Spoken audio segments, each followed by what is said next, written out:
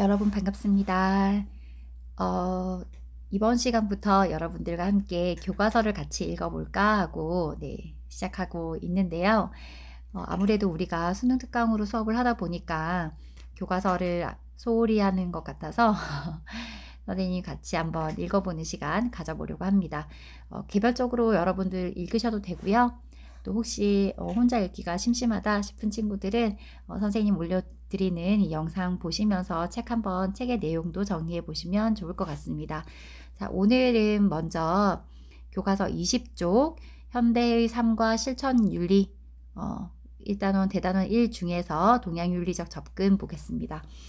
우리가 동양윤리에 접근해서 유불, 도가사상 세 가지 사상을 살펴봤었거든요. 기억나시죠? 그래서 핵심 개념은 유교윤리, 불교윤리, 도가윤리가 되겠고요. 자, 생각력이 먼저 한번 보겠습니다. 나는 누구의 말에 동의하는가? 자, 지금 의사 선생님께서 성형수술을 하고 붕대를 풀고 있는 장면이네요. 자, 한 친구가 외모도 중요하지만 내면적 도덕성이 더 중요해. 내면적 도덕성이 중요해. 자, 그 다음 친구는 외모에 대한 집착은 자신에게 고통을 줄 뿐이야. 네. 자, 이미 우리가 다 배웠기 때문에 아마 여러분들 지금 키워드를 딱 잡으시면 바로 어떤 사상인지 아실 거예요. 마지막, 성형이라는 것은 원래 자신의 자연스러운 모습, 자연스러운 모습을 훼손하는 거야 해서 지금 유불도가 사상의 핵심적인 특징, 키워드를 지금 제시하고 있습니다. 자, 내면적 도덕성이 더 중요해. 어떤 사상이에요? 네, 유교윤리겠네요. 그죠? 내면적 도덕성인 인 혹은 사덕인의 예지가 더 중요하다. 자, 집착에서 고통이 발생한다. 유불도 중에 불교 사상이네요. 사성제 기억나시죠? 세 번째, 자연스러운 모습을 훼손하는 것이야 무위 자연의 방식으로 살아가야 한다. 무슨 사상? 네, 도가사상적 관점이네요. 자, 이미 배웠기 때문에 여러분들 지금 보시니까 아마 답이 그냥 톡톡 튀어 오르실 것 같습니다. 자, 교과서 같이 읽어볼게요. 자, 동양윤리적 접근은 크게 유교, 불교, 도가사상으로 도가윤리적 접근으로 구분할 수 있다. 이에 대한 탐구를 통해 우리는 현대 사회에서 발생하는 다양한 윤리 문제에 관한 진단과 해결 방안을 탐색해 볼 수 있다라고 하면서 먼저 유교윤리에 들어가고 있습니다. 자, 유교윤리가 추구하는 궁극적인 목적은 선생님 색깔 한번 바꿔서 해볼게요. 자, 수양을 통한 도덕적 인격 완성. 그렇지. 개인에게 있어서는 도덕적인 사람이 되는 것. 그 다음에 사회는 어떤 사회? 도덕적 이상사회를 실현하는 것이다. 그래서 유교하면은 항상 도덕이라는 말을 떠올리시라고 했습니다. 자, 공자는, 인이라는 것을 타고난 모든 사람이 태어날 때부터 가지고 있는 내면적 도덕성으로 보았는데, 자, 이때 인이란 무엇이다? 네, 사람을 사랑하는 것, 그 사람에 대한 사랑 혹은 사랑이라고만 기억하셔도 되겠습니다. 자, 그런데 이 사랑은 어떤 사랑이었습니까? 어떤 사랑이다? 이때 이는 사람에 대한 사랑인데 차별 없는 사랑이다. 차별적 사랑이다. 차별적 사랑이었습니다. 어떤 차별과 분별, 구별을 하느냐. 좀비, 친소, 그죠? 가깝고, 높고, 낮고, 가깝고, 멀고. 그 다음에 시비, 옳고, 그르고, 선하고, 악한 것을 분별해서 실천하는 사랑이었습니다. 자, 공자를 계승한 맹자는 사단이란 선한 마음이, 사단이랑 여기 있습니다. 측수, 사시. 사단이라는 선한 마음, 도덕적인 마음이 누구에게나 주어져 있다라고 주장했습니다. 그러면서 유교윤리에서는 이러한 도덕성, 타고난 내면적 도덕성을 바탕으로 지속적으로 수양하면 누구나 도덕적으로 완성된 인간이 누가 된다? 뭐가 된다? 네, 성인 혹은 군자가 될 수 있다고 본다. 자, 성인 군자가 유교의 키워드가 되고요.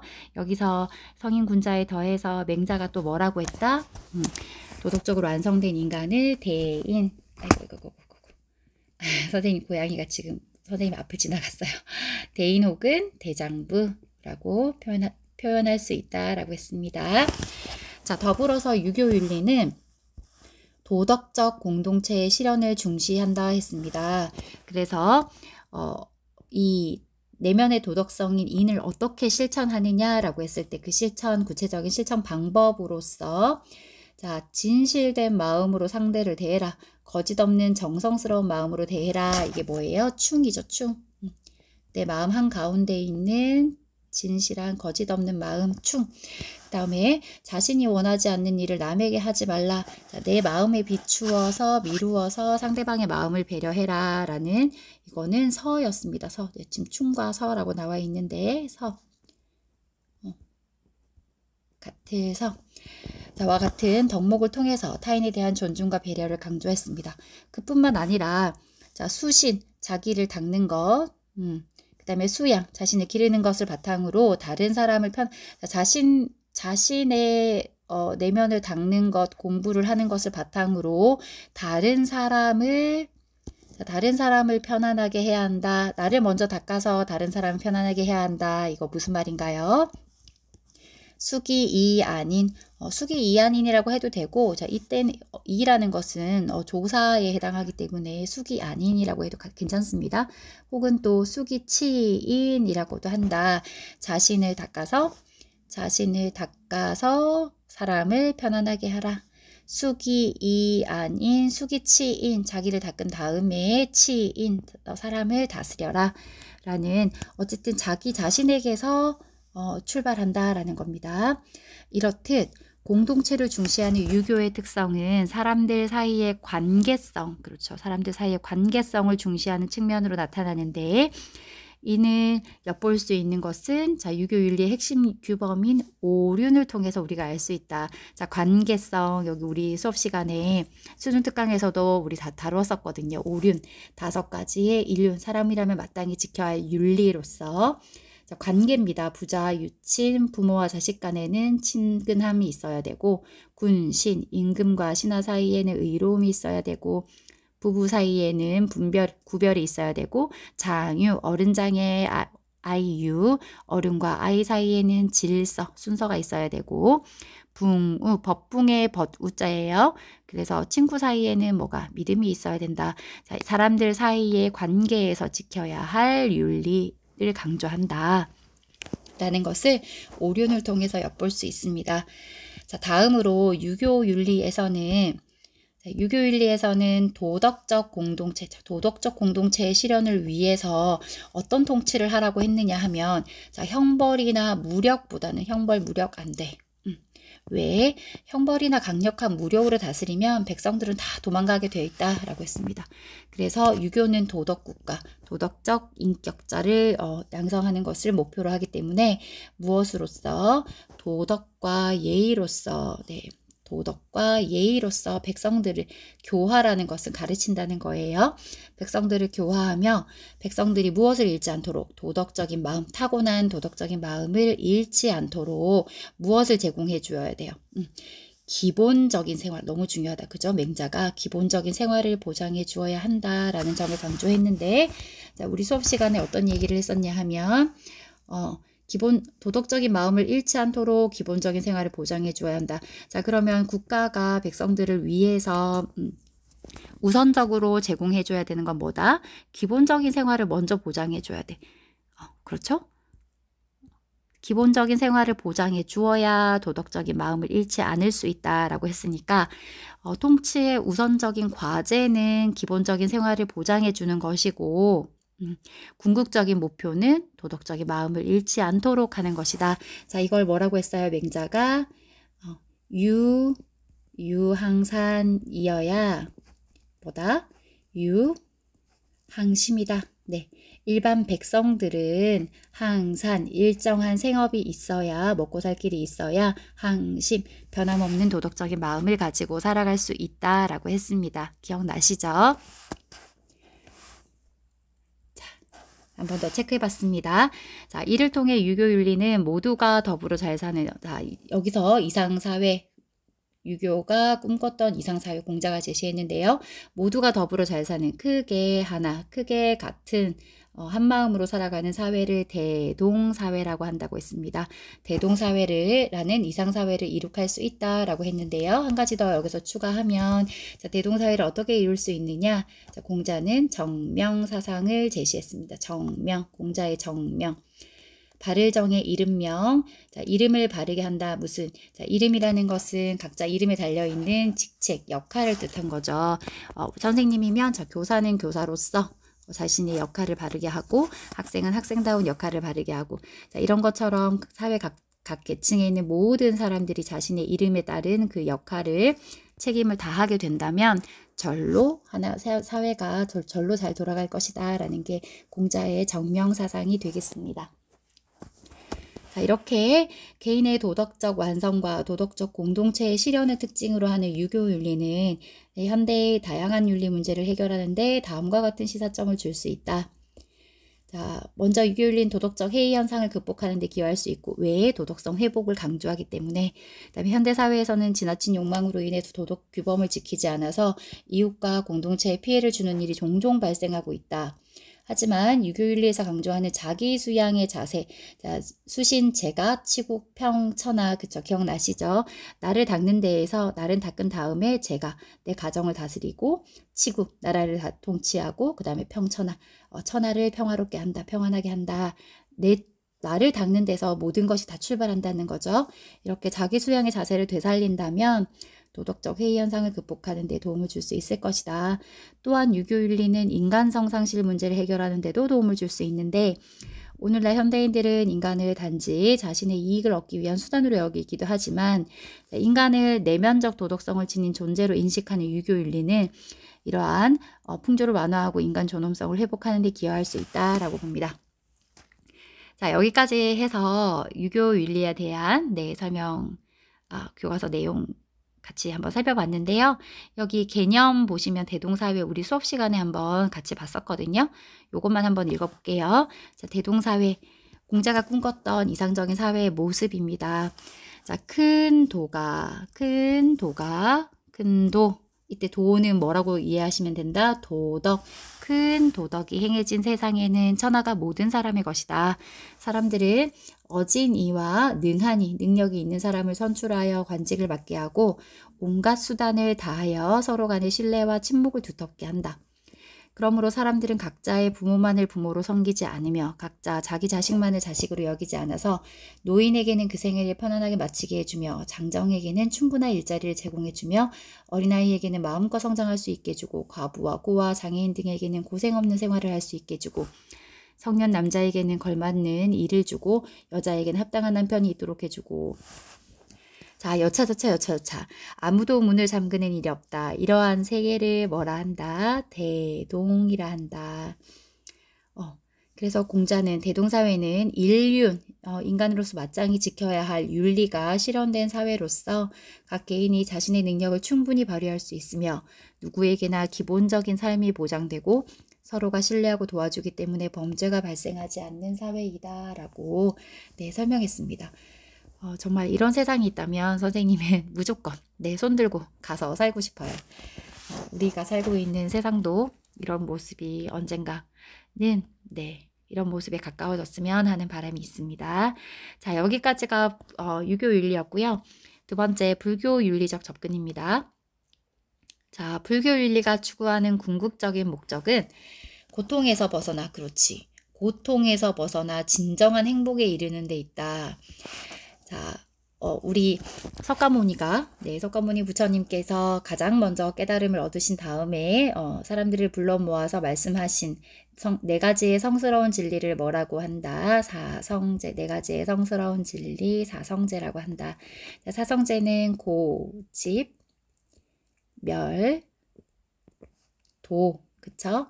그래서 고성제라고도 하고 고제라고도 하는데 고라는 성스러운 진리, 집이라는 성스러운 진리 이렇게 되는데요. 자, 고성제는 어떤 뜻이었나요? 자, 고성제는 삶은 고통이라는 깨달음이라고 했습니다. 삶은 고통이다. 그 고통의 대표적인 예로 네 가지 들어주셨죠? 기억나시죠? 어떤 거 있었나요? 생로병사. 생로병사가 대표적인 고통인데 삶은 고통이야 라는 건데 이 고통의 원인이 뭐다? 집착이다 라는 게 집성제였습니다. 그래서 이 고통의 원인인 집착을 소멸하면 고통에서 벗어날 수 있는데 그것에 대한 이야기가 멸성제였어요. 그래서 이 고통의 원인인 집착에서 벗어나 고통을 멸하게 되면 우리는 어떻게 된다? 해탈 열반에 이를 수 있다. 네, 윤회에서 벗어나 해탈 열반에 이른다 라고 했고요. 도성제는 그럼 해탈 열반에 이를 수 있는 그 길, 그 방법을 제시하는 것인데 8가지의 바른 길, 팔정도와 삼학을 제시하셨다. 자, 그래서 사성제를 기반으로 해서 이해하시면 또 쉽다고 했습니다. 그런데 불교 또 두 번째는 불교의 세계관을 이해하셔야 되는데요. 불교는 세상을 어떻게 바라봤다? 연기적 세계관을 가지고 바라봤다. 그래서 불교에서는 연기에 대한 깨달음을 강조하는데 여기 해탈 열반에 이르려면 연기를 깨달아야 되는 거죠. 연기라는 말은 무엇의 줄임말이다? 인연생기라는 말의 줄임말이었습니다. 인연생기. 해서 원인인 조건연 생겨나고 일어난다, 기상한다 뜻이죠. 그래서 원인과 세상 만사 만물은 모든 존재는 다 서로가 서로에게 원인이 되고 조건이 되어서 생겨나고 일어난다 라는 뜻이 인연생기인데요. 이 말을 줄여서 우리가 인연설이라고도 하는데 흔히 또 이것을 인이 아니고 지워졌습니다. 죄송합니다. 여기서 연기를 잡아서 연기설이라고 연기사상이라고도 한다. 그래서 불교에서는 고통에서 벗어나 진정한 행복에 이르기 위해서 연기에 대한 깨달음을 강조하는데 연기란 모든 존재와 현상에는 일정한 원인과 조건이 있다는 것을 의미한다. 그래서 모든 존재와 현상은 서로가 서로에게 원인이 되기도 하고 조건이 되기도 하면서 생겨나고 사라진다는 것이다. 그래서 제가 이 해설을 기억해 달라고 말씀드렸는데요. 모든 것이 상호관계 속에서만 존재한다 라는 것이 바로 연기의 법칙입니다. 그러니까 모든 것이 상호관계 속에서만 존재한다는 것은 또 어떤 의미예요? 이 세상에 고정되거나 불변하는 어떤 독립적인 실체가 존재한다, 존재하지 않는다. 고정불변하는 독립적 실체는 존재하지 않는다. 왜? 모든 것이 상호관계 속에서만 존재하기 때문이죠. 네, 이해되시죠? 자, 그래서 이렇게 연기를 깨닫게 되면 모든 것에 대해서 자비의 마음이 저절로 생길 수밖에 없다. 왜? 모든 것이 상호관계 속에서만 존재한다면 나와 남을 구분할 수 있다 없다? 없기 때문에 자타불이 자신과 타인이 불 아니야 뭐가 이 둘이 아니다 하나다라는 말이네요. 나와 남이 구분되지 않는다면 다른 사람을 나를 사랑하고 다른 사람을 사랑하는 것에 차별이 있을 수가 있어요? 없어요? 없다. 그렇죠? 그래서 자비라는 마음, 자비라는 사랑은 차별 없는 사랑이다 라고 했습니다. 좀 전에 우리 유교의 인이라는 사랑 보고 왔는데요. 유교의 인은 차별적, 분별적 사랑이었죠. 네. 좀비 친소의 분별, 구분을 하는 사랑이었는데 비해서 자비는 무차별적, 차별 없는 사랑이다. 특징이 되겠습니다. 자, 그래서 불교 윤리에서는 살아있는 모든 존재에겐, 살아있는 모든 존재죠. 인간뿐만 아니에요. 살아있는 모든 존재에게는 불성이라는 것이 있기 때문에 모든 생명은 평등하며, 자, 여기 보시면 불성은 무엇이냐? 자, 부처가 될 수 있는 가능성, 부처의 성품이라고 생각하시면 되는데요. 누구나 가지고 있는 부처의 마음, 부처의 성품으로 이 불성을 바탕으로 해서 누구나 깨달음을 얻어서 부처가 될 수 있다라고 봅니다. 모든 존재가 다 불성을 가지고 있기 때문에 불성을 가지고 있다는 점에서 모든 존재를 평등하게 바라볼 수 있는 거죠. 그럼 인간은 어떻게 해서 깨달음을 얻을 수 있느냐? 네, 개정해의 삼학, 계율, 그 다음에 선정, 지혜의 삼학 등과 같은 세 가지의 공부 방법과 같은 수행 방법을 통해 진리에 대한 깨달음을 얻을 수 있다라고 주장했습니다. 특히 자, 대승불교에서는 대승불교라고 우리 생륜에서는 이제 구분해서 기억은 안 하셔도 돼요. 윤사에 가면은 굉장히 세분화해서 배우지만 우리 생륜에서는 그냥 불교라고 이해하시면 됩니다. 대승불교에서는 깨달음을 얻어 중생을 구제하고자 한다. 깨달음을 얻고 중생을 구제하고자 하는 그 이상적 인간상으로 보살을 제시합니다. 보살. 그래서 절에 가서 이제 여자분들을 마주치면 우리가 인사할 때 보살님 안녕하세요 라고 한다고 했죠. 그래서 불교에서는 진리에 대한 깨달음을 진리에 대한 깨달음을 얻어서 고통에서 벗어나면 그것을 뭐라고 한다? 열반 혹은 해탈 열반이라는 이상적 경지에 도달할 수 있다라고 본다고 했습니다. 자, 그래서 이렇게 불교 윤리는 다양한 현대의 윤리 문제를 해결하는데 시사점을 줄 수 있는데 이 부분은 그냥 한번 쓱 읽어보시면 되겠습니다. 자, 연기 한번 볼게요. 연기설은 정말 잘 이해하셔야 돼요. 그래서 연기하면 제가 이생업사 이렇게 얘기하기도 하는데요. 자, 이생업사는 뭐냐?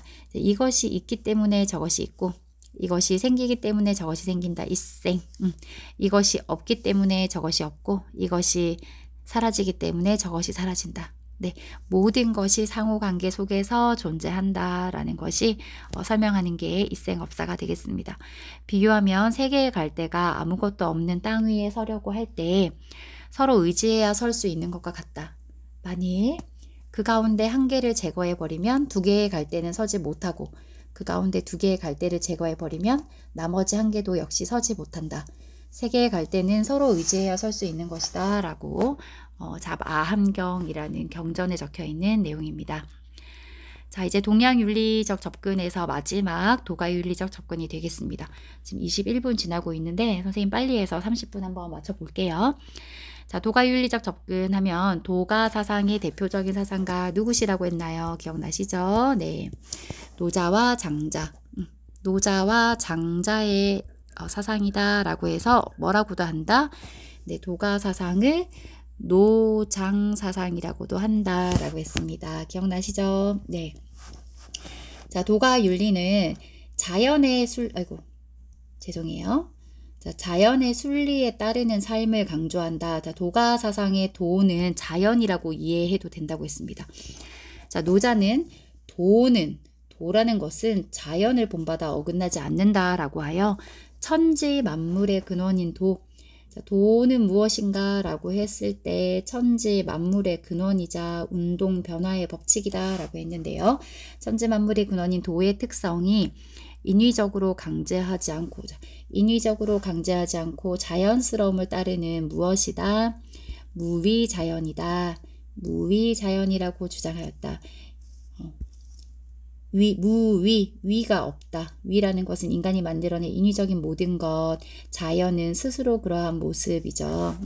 인위적인 게 없이 스스로 그러한 모습 그대로 살아가는 것이 옳다. 그러면서 도가윤리는 이러한 무위자연을 이상적 삶의 모습으로 제시하면서 나라는 어떻게 다스려야 돼요? 자, 왕은 무위의 다스림, 이걸 무위지치라고 했죠. 무위지치가 이루어지는 소국과민을 이상사회로 본다. 소국과민이 이상사회인데 작은 나라의 작은 영토, 작은 나라에 적은 수의 백성이 살아가는 사회가 이상사회다라고 했어요. 그러면서 더불어서 도가윤리는 평등적 세계관을 강조하는데 특히 장자는 자, 도의 관점에서 볼 때 무엇을 귀하게 여기고 무엇을 천하게 여기겠는가라고 하면서 도의 관점으로 세상 만물은 평등한 가치를 지닌다라고 주장했는데 이렇게 세상 만물을 차별하지 않고 한결같이 보는 상태. 무엇에 따라 한결같이 보나요? 네, 도의 관점에서. 도의 관점에서 바라보면 세상 만물에 다 도가 깃들어 있기 때문에 세상 만물을 차별하지 않고 한결같이 바라볼 수 있거든요. 그러한 상태를 뭐라고 한다? 재물이라고 한다고 했어요. 재물. 그래서 장자는 이런 재물의 경지, 만물을 도의 관점에서 평등하게 바라보는 경지에 이르기 위한 방법으로 두 가지 방법 제시했습니다. 기억나시죠? 좌망과 심재를 제시했다. 자, 왼쪽 날개에 있습니다. 앉을 좌에 잊을 망. 이래서 가만히 앉아서 모든 것을 다 잊어버려. 무엇을 잊어버려요? 자신을 구속하는 일체의 것들을 잊어버려라. 일체의 것들 뭔가요? 인위적인 지식, 예를 들면 사람이 만들어낸 뭐 어떤 지식, 규범, 제도, 문명 같은 거, 그 다음에 비자연적인 욕구, 욕망 같은 것들을 다 잊어버리고요. 심재는 뭐예요? 마음 심자에 제가 굶길 제자라고 했는데요. 마음을 굶겨서 깨끗이 하는 거. 우리가 위장 내시경 같은 거, 위내시경 할 때 굶어가지고 위를 깨끗하게 만드는 것처럼 마음을 굶긴다는 뜻은 마음을 비워서 깨끗이 한다는 뜻이에요. 마음에서 무엇을 비워내겠어요? 좀 전에 말씀드렸던 인위적인 지식과 비자연적인 욕구, 욕망을 비워내는 것입니다. 자, 이렇게 해서 모든 차별이 소멸된 절대적인 정신적 자유의 경지. 이때 정신적 자유라는 것은 절대적인 거죠. 절대적인 정신적 자유의 경지에 오른 인간을, 이성적인 인간을 장자가 뭐라고 불렀다? 지진신천성, 진진인 신인 천인. 네, 장자의 완전 키워드. 지인진인 신인 천인이 나오면 뭐다? 도가사상이다 라고 100% 네, 확신하셔도 됩니다. 자, 이렇게 해서 자연의 순리에 따르는 삶, 그 다음에 평등적 세계관을 특징으로 하는 도가 윤리는 현대의 다양한 윤리 문제를 해결하는 데 다음과 같은 시사점을 줄 수 있다. 세속적 가치에 대한 지나친 욕망, 세속적 가치에 대한 지나친 욕망에서 벗어나게 하는 데 기여한다. 그렇죠. 인위적인 어떤 사람이 만들어낸 것들에 대해서 욕구하거나 욕망하거나 이런 것들 의미 없다. 버려라. 자연적으로 타고난 본성 그대로 살아가라 라고 하죠. 그 다음에 무위자연이나 재물, 만물을 평등하게 바라봐라 라는 이런 것들을 강조한 도가윤리는 내면의 정신적이죠. 정신적인 자유로움을 추구함으로써 어떤 부나 명예 등 세속적 가치에서 벗어나 진정한 행복에 이를 수 있게 한다라고 되어 있고요. 그 다음에 환경 문제를 인간을 자연의 일부로 보고 자연의 질서에 순응할 것을 강조하기 때문에 어떤 환경 문제를 해결하는 데에도 도움이 될 수 있다라고 되어 있습니다. 자, 여기까지 해서 와, 선생님 지금 30분 맞출 수 있을 것 같아요. 여기까지 해서 도가윤리 사상도 마쳤는데요. 여기까지 한번 볼까? 탐구하고 실천하기. 자, 다음 글에 나타난 윤리 문제의 극복 방안을 유불 도가윤리의 관점 중 하나를 골라 써보자. 네. 보자. 자, 한국방정환재단과 연세대학교가 실시한 대한민국 어린이 청소년 행복지수 국제 비교 연구 보고서에서 행복을 위해 가장 필요한 것이 무엇인가 라고 질문했더니 고등학생이 19.2%가 돈이라는 것을 최우선 조건으로 뽑았고 성적 향상, 화목한 가정 이렇게 뽑았다고 하네요. 그런 반면 초중 고등학생의 정직 지수가 각각 초등학생 85점, 중학교 72점, 고등학생 67점, 점점 떨어지고 있네요. 정직 지수가 나타났는데 특히 고등학생의 44%가 10억 원이 생긴다면 1년간 감옥을 가는 것도 무릅쓰겠다라고 답변했다고 합니다. 자, 다음 글에 나타난 유교 문제의 극복 방안을 유불 도가 관점에서 우리가 찾아본다면 어떡하겠어요? 유교 입장에서 생각한다면 내면의 도덕성을 회복하자. 내면의 도덕성을 회복해야 된다. 뭐 이렇게 얘기할 것 같고요. 그 다음에 불교적으로 얘기하자면 집착, 이런 돈, 성적 이런 것에 대한 집착이 곧 무엇을 낳는다? 고통을 낳는다. 이런 집착에서 벗어나라. 라고 하는 걸 할 것 같고요. 도가 윤리에서도 이런 돈이라든가 이런 명예라든가 이런 것들은 다 인위적인, 인간이 만들어낸 인위적인 것이다. 인위적인 것에서 벗어나야 돼. 어떻게 해야 돼? 무위, 인위적인 것이 없는 자연의 본성 그대로 살아가라. 뭐 이런 식으로 얘기할 것 같네요. 자, 여기까지 우리 동양 윤리적 접근 한번 정리해 봤습니다. 여러분 수고 많으셨습니다. 다음 시간에 서양 윤리적 접근 같이 한번 읽어보도록 해요.